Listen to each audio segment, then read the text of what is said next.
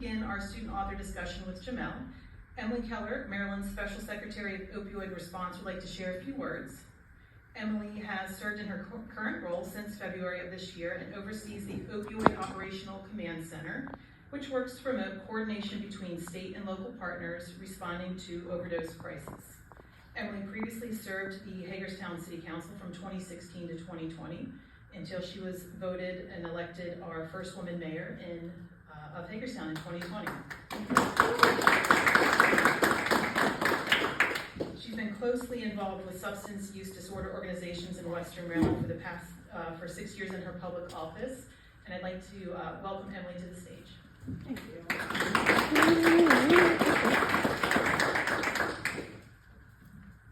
Thank you. Good evening. Okay, you guys can do better than okay, thank you. It feels good to be home. It's an honor to be here tonight. Thank you guys very much for hosting this, and Jamel, congratulations on your book and your success, and you have been an inspiration to watch, so it's an honor and privilege to be here tonight and share the room with you. Thank you. So I am here in my other role, my new role, the Special Secretary of Opioid Response. And because we're here and we're talking about substance use issues and recovery, and it is Recovery Month, just wanted to take a second to talk very, very high level about what the state of Maryland is looking at when it comes to solving the substance use crisis that we're facing. Those of you who live in this world know Maryland has made great strides, but we are still losing about 7 Marylanders a day. And that's 7 people that we love, our brothers, our sisters, our fathers, our mothers, our friends, our cousins, and we have to do more. Thankfully, the Moore Miller administration this year invested close to $500 million more into behavioral health. And on top of that, we have between $400 and $500 million coming in from the opioid restitution funds. That is the settlement money from the distributors that have caused so much damage in our life. Is $500 million enough? No, absolutely not. How do you put a price on a life? And we have lost so many of them. But that's close to $1 billion. And it's going to take money, unfortunately. And again, money doesn't solve the problem. It doesn't solve the pain that we have felt. It doesn't solve the destruction in our communities. But moving forward, we can use that to heal. And we can use that to invest in programs that help our children and our loved ones moving forward. So one day, hopefully, we're not here. We're not having these conversations. Because ideally, that's what we all want, right? We don't want to hurt anymore. We want our communities to heal. We want to get to a time where we're thriving. So our administration and my team, I oversee the Opioid Operational Command Center, the OOCC. We coordinate the state's strategic plan to overcome overdose issues. So we're going to focus on 5 areas. The first one being prevention, because we want to address trauma from the beginning and childhood adverse experiences, or ACEs. We want to promote school-based and youth-based education programs. We want to look at harm reduction. For those of you who know, harm reduction creates relationships with people who use drugs and allows us to create an opportunity to keep them safe until if and when they're ready to get help. We want to make sure that every single human being has access to naloxone. So raise your hand if you carry naloxone. Ooh. Okay.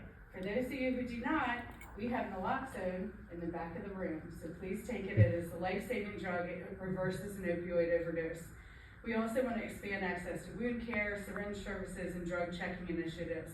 We're actually seeing a pretty hefty increase in xylazine, which is an FDA-approved drug for animal use.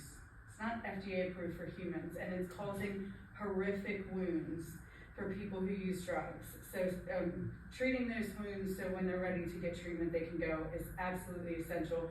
We're also seeing our biggest increase in overdose deaths is from cocaine that has fentanyl in it.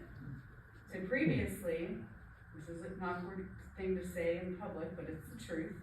Our college students, some of our adults, people looked at cocaine as a party drug, right? Or you have a paper to write, so you're gonna go do a bump so you can stay up all night in college and write your paper. And that was safe-ish.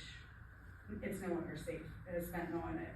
It is increasing our overdose deaths dramatically. So it's no longer just what we consider heroin or fentanyl, it's cocaine as well. We are going to focus on treatment, of course. We want to promote equitable access to care through transportation and telemedicine services, increasing access to medications that fight opioid use disorder, promote care coordination, and we want to increase access for adolescents. Just last night, we were in Queen Anne's County, and we heard from a 15-year-old and a 17-year-old. And they have a whole coalition of teens there who speak to other teens. And they harped on us in front of us. I mean, this young woman, it was like she was testifying in front of Congress. It was incredible. But they were just saying, our friends are hurting, we have nowhere to take them. So we see that here in Hagerstown, we see it in Washington County, we see it across the states. We want to make sure that our kids have the resources that they need also to thrive. Another thing, we're going to promote recovery. We want to make sure that people in recovery have the tools that they need to thrive. And recovery-ready workplaces, we want to increase compensation for peer support services. We want to increase recovery high school access. And lastly is public safety. We know public safety officials are normally the first to come in contact with people who are in crisis, who are struggling with substance use disorders. So we want to make sure that they have the training and the tools that they need to help treat people, but we also want to make sure we're investing in things like LEAD, which is law enforcement assisted diversion, because if we've learned anything, we know we can't arrest our way out of this problem, and incarceration is normally not the answer. We also want to make sure that we are supporting medical assisted treatment in detention centers, and that we're expanding reentry planning services and care coordination upon release, because we need to treat everyone. So whether they're in a carceral setting, whether they're a teen, whether they are a mother, whether they are an elder, our biggest growing population in the state of Maryland dying from overdose deaths is 55 and older. So this year, actually the last 2 years, the last 2 rolling years, every age group has decreased a little, that's good, that's better than increasing, right? Or stayed the same, but 55 and older is increasing drastically. That's pretty scary and something I think a lot of people wouldn't realize. So we need to start looking at this not just as a certain person, a certain demographic, a certain location. I think we've done good at that, but we need to get better at it, and we're definitely focused on that.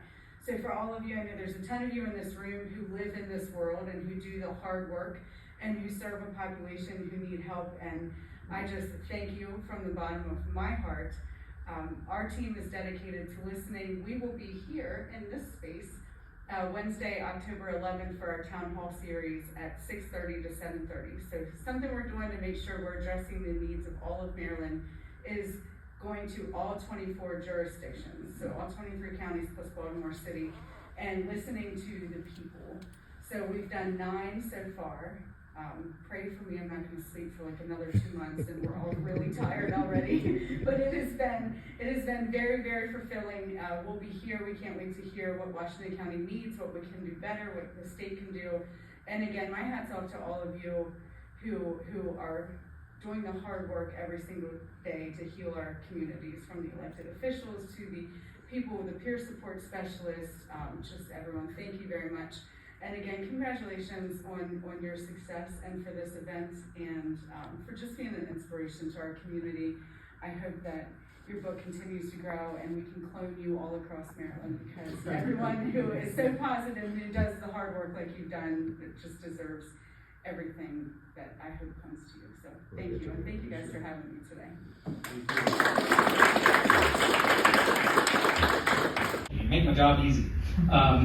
Now, Jamel will soon be graduating with us with high honors, and will eventually proceed on, hopefully, fingers crossed, to our Masters of Social Work program to eventually get his LCSWC, and then that will allow him to help even more people and hopefully benefit the community in such a way that will help us all.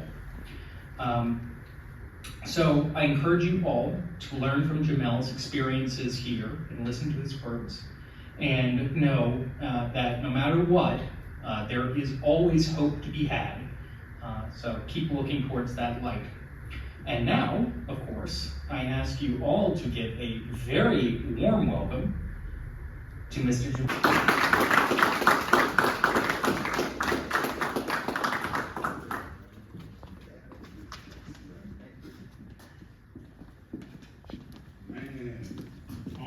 Say with that, for real, and when you talk, I'm not nowhere even where you at right now. So I'm still striving to get there. Again, my name is Jamel Freeman. I really don't have anything like specific to say, because when Miss Francis had sent me that email, she was like, "You want to read something out your book?" Some, you know, like, Lorenzo, if you don't mind, can you bring me one of my books, please? Sure. I'm started every time when I talk to my family back home, my accent starts coming back, and they're like, "Man, you sound country, man. You need to come home." So, but just as far as with the book, I'm not a writer. I'm really not. It just got to a point in my life where the good man upstairs, I mean, like, I wrote a girl in school, like, poems. You like me? Yes or no? Roses are red, violets are blue. When can I, when can we, go out, whatever. But I just never thought. And the reason why I said, can I do this is not just about people in recovery. This month is like I'm not even lying, I've been emotional today. Like, for real, like, cries. Like, ever since I've been sober, 3 years, 7 months, and some change. My children, and I'm so proud of them. They're in college. My daughter, they all started out with IEPs, and they're all like cum laude graduates now. And I know what an IEP is. I was in that parent-teacher conference room with all of them, and they did not like when Daddy was in there. But anyway, so the reason why I asked Lorenzo to bring this up here, my father was only 40, so this is national recovery, but also suicide prevention. This was my father right here, and I forgot his canvas at home. That was him. He was only 40 years old, and me and my father, we wasn't tight. We was not. He was more tight with my sister. I was more tight with my mother. And they had me when he was 17. He went into the military. And, I used to, see him. He never used to drink until he went in. But I noticed, when I was in New Jersey, and I seen how his relationship was with his father. And I noticed, when we would come from Virginia, because, Virginia, that's the biggest naval base on the peninsula. We'll go up to New Jersey to go see my family. And trust me, it took them an hour and some change to get me out the car when we moved down to Virginia.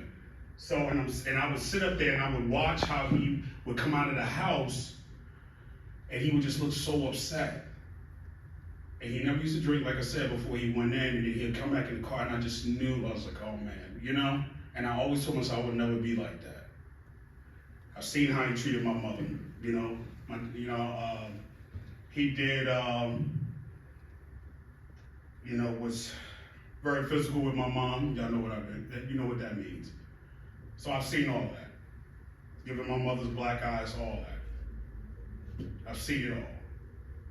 And then when everybody look at me now from out here, and they say, man, you talk so well, and they say, man, you're not from here. And I said, no, you're different. I said, what do you mean I'm different? I don't get that.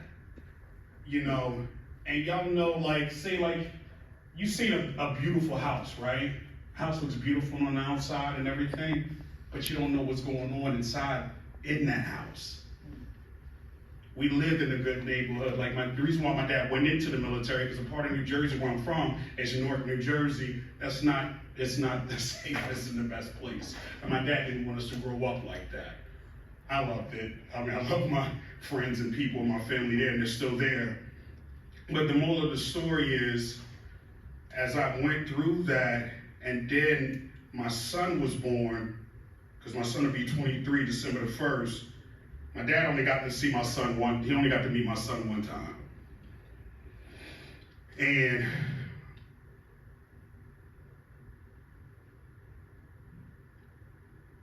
when he met my son, my dad held him one time. He was stationed in Jacksonville. He said, just be a better father to him than what I was with you. So that stuck with me. I had so much resentment because of what he did to my mother. I remember times he let my mom walk home, kicked out the car. My mother took care of 3 of us. And I'm so proud of her. She's my idol. My mom she's about to retire from the FBI. She's an accountant, 30-something years. I've seen him work 3 jobs and take care of us. I'm our oldest. I have a sister and brother. So when I say this recovery thing, it's personal for me. People don't know like what I went through as a child. When I would come home every day when my dad was, and my mother wouldn't be home, she'd be at work, and I'd come into the house, and I'm coming up the cul-de-sac, and the windows was open, he's playing jazz. I already knew what time it was. I already knew what to expect to walk in that house. He's gonna be drunk, he's gonna mess with me. You know what I mean? And he didn't know how to be a father because that wasn't, given to him or emulating his life. So how can you give away something that you don't know when you didn't receive that love and everything? So, make a long story short, just, through all that, he committed suicide. I talked to him once on the phone. Next thing you know, at the time I was incarcerated for DUI when they came and told me what he did. I didn't cry. I just recently just went and seen him, his grave, back home. It's been 22 years since I've been to his grave. And I didn't even cry when I went there. But I felt like I had to, because I had to close that door, that chapter, and let it all out and let him know. But I kept that in for so long, because you've all heard that term, pressure bust pipes, right? Come on, like, yeah? Okay. So, your body's like a pipe. That steam could come in the form of pressure. That pressure could be anger, it could be resentment, it could be loneliness, it could be tired, it could be all those things. When you keep it in and you don't have an outlet, what happens? That pipe busts, right? But everybody busts is different. Everybody busts is self-infliction, everybody busts is overeating, everybody else is drink. It could be anything. Porn, sorry. But I'm just real. I just know to be real. And that's what these kids out here need. That's like when I went to the adolescent clubhouse and I let them watch my video of the Tranquility Woods. That's why I've never done a rehab. I've never done, this is my first time in recovery. Now, who's not to say, that's why I treat every day like I'm in my first 30, because everything I've worked so hard for right now, I can lose this. Because when I moved out here for a woman. That didn't work. Okay? So I'm out here alone. But I trusted God, my higher power. I connected. I did something different. I connected with people who believed in me. Thank you, Mr. Burke, because Mr. Burke has been like, he just became like a friend to me. I mean, like a brother. And I know nothing like Jamie and Grady and my brother Lorenzo back there. And that's what I did. I got tired of not being me, living a lie, trying to fit in, be accepted. My dad did this and did that and all this. I had to get comfortable in my own skin. And I know a lot of times people take my confidence for arrogance. No, you just don't know what I had to go through to build this up, because I didn't even feel, let me be honest with you, I didn't even feel comfortable being a black man. I'm just being honest. I'm just being honest.